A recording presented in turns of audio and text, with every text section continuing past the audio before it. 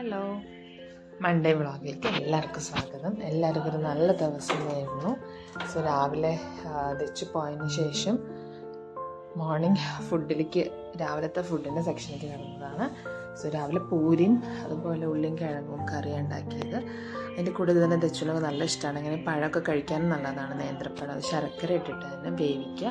എളുപ്പമാണ് കേട്ടോ. ശർക്കരയിൽ കുറച്ച് വെള്ളം ഒഴിച്ചിട്ട് പഴം മുറിച്ചിട്ട് തോല് കളഞ്ഞിട്ടും ഇടാം, തോലോട് കൂടിയിട്ടും ഇടാം. ഞാൻ തോല് കളഞ്ഞിട്ടാട്ടത്. അപ്പോൾ അത്ര അതിനുള്ളിലേക്കത് ആ ശർക്കര നന്നായിട്ട് കയറട്ടെ എന്ന് വിചാരിച്ചിട്ട്. സോ സൈഡിൽ ഞാൻ പൂരി ഉണ്ടാക്കുന്നുണ്ട് കേട്ടോ. സോ പൂരിയും അതുപോലെ തന്നെ കിഴങ്ങ് കറിയായിരുന്നു. കിഴങ്ങ് കറി ഏറ്റവും കോമൺ ആയിട്ട് ഉണ്ടാക്കുന്ന പോലെ തന്നെ ഉള്ളിയും കിഴങ്ങോട്ട് വേവിച്ചിട്ട് കുറച്ച് വെളിച്ചെണ്ണ ഒഴിക്കും കൂട്ടത്തിൽ. അതുപോലെ തന്നെ അതിൽ നമ്മളുടെ തേങ്ങാപ്പാൽ ഒഴിക്കുക. സോ അത് മാത്രം മതി. ജസ്റ്റ് കരിവേപ്പില ഇട്ട് കഴിഞ്ഞാൽ നമ്മുടെ പൂരിയുടെ കൂടെ നല്ല കോമ്പിനേഷനാണ്. ഒപ്പം തന്നെ കൈയോടുകൂടി ഞാൻ ചോറും വെച്ചു. എന്ന് വെച്ചാൽ അത് ഇതിലേക്ക് ഇറക്കി വെക്കും, ഇൻഡക്ഷൻ കുക്കിലേക്ക് ഇറക്കി വെക്കാമെന്ന് വിചാരിച്ചിട്ടാണ്. ഒപ്പം തന്നെ എളുപ്പത്തിന് ഉണ്ടാക്കാൻ പറ്റിയൊരു സൈഡ് ഡിഷ്, അത് പരിപ്പും അതുപോലെ തന്നെ വെള്ളരിക്ക ഉണ്ടായിരുന്നു. വെള്ളരിക്കയും അതുപോലെ പച്ചമുളക് ജസ്റ്റ് കീറിയിട്ടിട്ട് മഞ്ഞൾപ്പൊടി ഇട്ടിട്ട് വേവിച്ചിട്ട് ഉപ്പിട്ടിട്ട് വേവിച്ചതിന് ശേഷം അതിലേക്ക് സെയിം പോലെ തന്നെ ജസ്റ്റ് വെളിച്ചെണ്ണ ഒഴിക്കുക. അതൊരു സൈഡ് ഡിഷായിട്ടും കറിയായിട്ടും കൂട്ടാം. ഞാൻ കുറച്ച് സൈഡ് ഡിഷ് പോലെ ഉണ്ടാക്കിയത്, കാരണം ചെറുതായിട്ട് രസം വെക്കാമെന്ന് വിചാരിച്ചു. അതുകൊണ്ട് അത് സൈഡ് ഡിഷായിട്ട് ഉണ്ടാക്കിയത്. സോ അതവിടെ സൈഡിൽ കുക്കറിൽ വേവിക്കൊണ്ടിരിക്കുകയാണ്, വെന്തുകൊണ്ടിരിക്കുകയാണ്. അതിൻ്റെ കൂട്ടത്തിൽ തന്നെ അരി ഞാൻ ഇൻഡക്ഷൻ കുക്കറിലേക്ക് ഇറക്കി വെച്ചു. അതിനുശേഷം ഇതായതിന് ശേഷം കുറച്ചൊന്ന് ഉടച്ച് കഴിഞ്ഞ് കുറച്ചും കൂടി ടേസ്റ്റാണ്. നല്ല ഒരു ഇതെല്ലാം പിടിച്ച് വരും. പിന്നെ ജസ്റ്റ് വെളിച്ചെണ്ണ ഒഴിച്ചിട്ട് മാറ്റി വയ്ക്കാം. ജസ്റ്റ് വേറെ ഒന്നും വേണ്ട കേട്ടോ. സത്യം പറഞ്ഞാൽ അതോ അച്ചാറൊക്കെ ഉണ്ടെങ്കിൽ അത്രയും നല്ല കോമ്പിനേഷനാണ്. വേറെ ഒന്നും ആവശ്യമില്ല. പക്ഷേ അന്ന് കുറച്ച് രസം കഴിക്കാൻ എന്തോ ഒരു തോന്നില്ല. മാത്രമല്ല രസം എളുപ്പത്തിൽ ഉണ്ടാക്കാൻ ഓപ്ഷൻ ഉണ്ടായിരുന്നു എൻ്റെ കയ്യിൽ പൊടി. അതുകൊണ്ടാണ് അങ്ങനെ വിചാരിച്ചത്.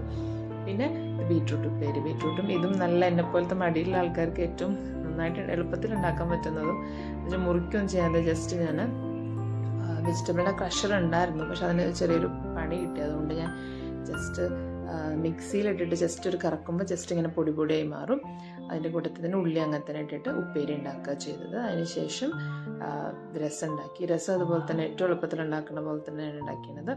തക്കാളി രസമാണ് കേട്ടോ. കുറച്ച് പുളി ഒഴിച്ചിട്ട് തക്കാളി കൂടുതൽ പ്രോമിനൻ്റ് ആയിട്ട് നിൽക്കുന്ന പോലെ ജസ്റ്റ് കടുക് പൊട്ടിച്ചിട്ട് നമ്മളുടെ തക്കാളി ഇട്ടു. അതിൽ മഞ്ഞൾപ്പൊടിയും അതുപോലെ തന്നെ കുറച്ച് വറ്റൽമുളകെല്ലാം ഇട്ടിട്ട് ഉടച്ചിട്ട് നന്നായിട്ട് ഉടച്ചതിന് ശേഷം അതിലേക്ക് നമ്മൾ കുറച്ച് മഞ്ഞൾപ്പൊടിയും അതുപോലെ തന്നെ കായപ്പൊടി ഇട്ടിട്ടതിന് ശേഷം പുളി ഒഴിച്ചിട്ട് ഞാൻ മസാല ഓൾറെഡി വാങ്ങിച്ചു വെച്ചിട്ടുണ്ടായിരുന്നു. എപ്പോഴെങ്കിലും ഇങ്ങനെ അത്യാവശ്യ സമയങ്ങളിലൊക്കെ യൂസ് ചെയ്യാൻ വേണ്ടിയിട്ട്, അല്ലെങ്കിൽ ഞാൻ പൊടിക്ക് തന്നെ ചെയ്യാറുള്ളത്.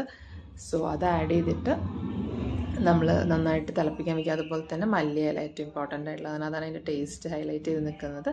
സോ ജസ്റ്റ് ഒന്ന് നന്നായി തിളച്ചതിന് ശേഷം മാറ്റി വയ്ക്കുക. എപ്പോഴും ഞാൻ എൻ്റെ ഒരു ചെറിയ പീസ് ശർക്കര ഇടാറുണ്ട് കേട്ടോ. കാരണം അത് അതിൻ്റെ ടേസ്റ്റ് ഒന്നും കൂടെ എൻഹാൻസ് ചെയ്യാൻ ഹെൽപ്പ് ചെയ്യും. സോ കുഞ്ഞു കഷ്ണം ശർക്കര ഉണ്ടെങ്കിൽ കുറച്ചും കൂടി നല്ലതാണ്. പുളി കൂടുതലുണ്ടെങ്കിൽ എന്തായാലും അത് കുറച്ചും കൂടി ടേസ്റ്റാണ്. സോ ഇതാണ് ഇന്നത്തെ എൻ്റെ റൊട്ടീൻ. സോ എല്ലാവരും ഇഷ്ടമായെങ്കിൽ സപ്പോർട്ട് ചെയ്യുക, സബ്സ്ക്രൈബ് ചെയ്യുക. താങ്ക്